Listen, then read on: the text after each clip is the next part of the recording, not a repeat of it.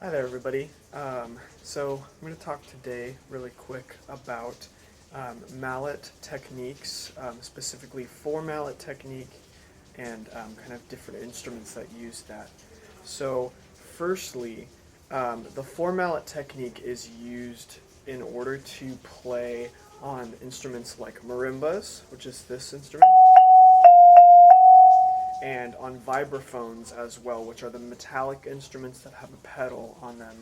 Um, Vibraphones and marimbas traditionally use four mallet techniques the most because you're usually playing chords on them, up to four notes at a time. And also, one of the things that we can do is look at how to play that technique. So I'm going to show you kind of the way to play that technique, as well as like kind of a model for it. So I have two mallets right here. We're going to look at how to hold the different mallets with different technique. So usually with any sort of mallet instrument, you want to hold, like you would hold a drumstick, you have your fulcrum point between your thumb and your pointer finger. And you squeeze right here, not too tight, but just enough to hold it.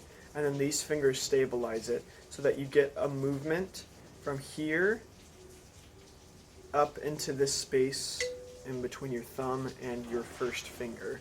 That's the space that this is going to come up. And then these fingers used to stabilize it. So have your students hold the mallets and then have them tip them back so they fall back here like this. So they get this, yeah, like just like that. It should be loose enough to where somebody can pull the mallet out of your hand. You're not squeezing, right? Same with the sticks. You don't want to be squeezing playing. That's tension, and you don't want tension, a lot of tension in your playing. So have the students just kind of go back and forth like this so they can get this movement.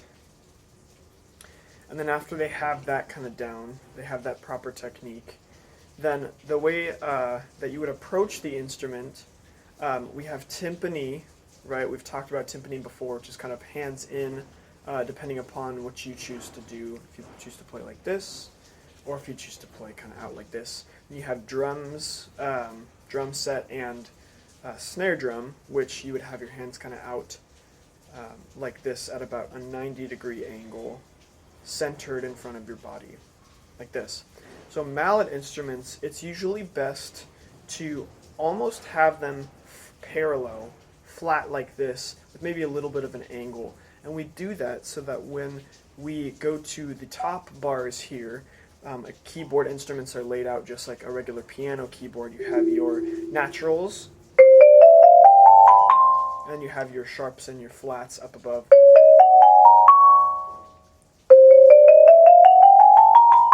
Just like that. It's best to have your hands almost parallel so that when you're reaching above, depending upon the run that you're doing, it's just a movement like this. You know, and if you have them kind of like this, it would be a little bit more difficult, more movement, versus having them kind of flat like this to be able to move, kind of switching back and forth. We like to call this like windshield wipers almost. Windshield wipers are placed kind of like this to be able to do this, instead of drums, which is 90 degrees. This is almost parallel. So that's kind of your basic technique for these keyboard instruments. So two hands, though, when you have a four mallet technique, you will place both mallets in your hand for both hands, right? We have our four mallet technique. That's how we place them. So there's three different kinds of techniques. They're called different things. I'm going to only look at two, but I'll tell you all three. There's your traditional grip, which looks like this. You have you have your Stevens grip, which looks like this. Stevens grip looks like this, where your finger, your first and your second finger, they roll the mallet out, and then these other two fingers hold the mallet. These roll it out, so you have your seconds and your sevenths and your octaves playing like that. Now your traditional grip looks a little bit different, where you have your mallet behind, like this, and then you use your first and your forefinger to separate them like this, and then snap them back. So the tension here brings this mallet back like this. So you can still play your seconds, you know, all the way to your octaves.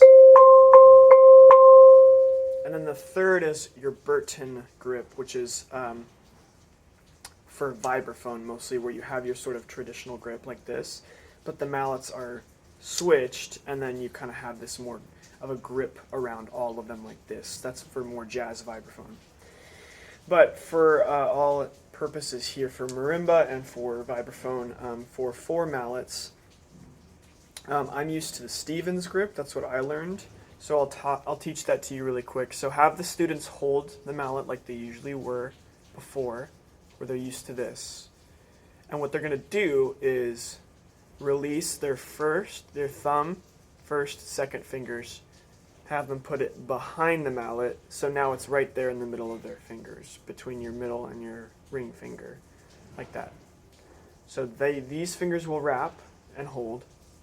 These 3 fingers we will use for the other mallet, so you'll have your fulcrum point. This goes in the center, like Jesus. Goes in the center right here. These go around here, middle finger here. And then you have sort of an even hold right here. And then you let these go together. And then you can roll these out so that you have your seconds.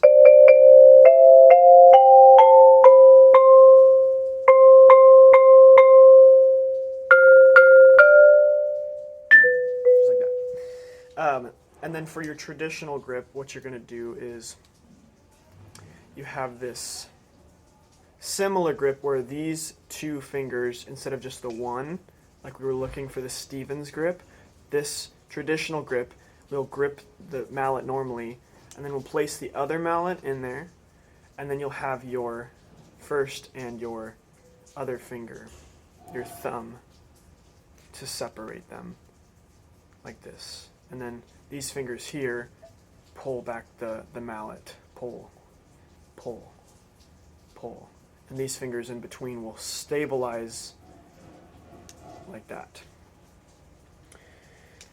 So that's kind of a basic technique for that. The best way for your students to develop a proper, steady 4 mallet technique is for them to practice each mallet individually while holding both.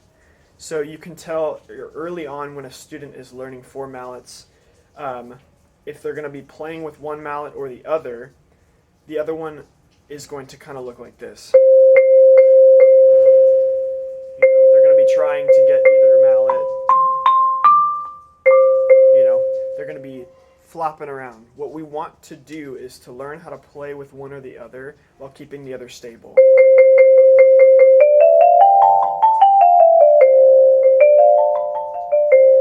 It'll still move with your hand, but I wanted to keep this one stable. That way we can sort of access and focus our attention on each mallet, depending upon what we're doing. If we know that this mallet's going to stay on C, and then this mallet's going to be on E, and then this mallet needs to jump to the octave, then we know how to keep this one stable on C. That way this isn't moving around like when we're trying to find this one. So the best way to practice that is to have your students play either a scale like a C scale or a chromatic scale going up and down,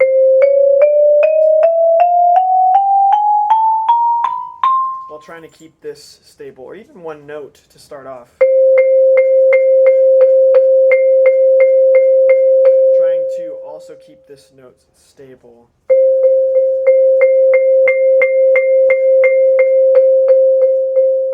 Have them practice that, and the same thing with this one.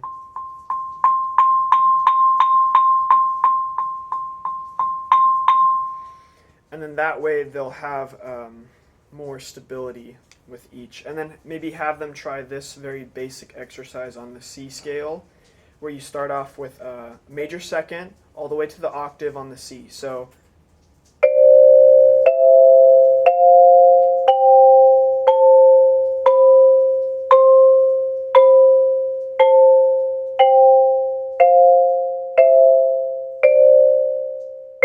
we can land on C there.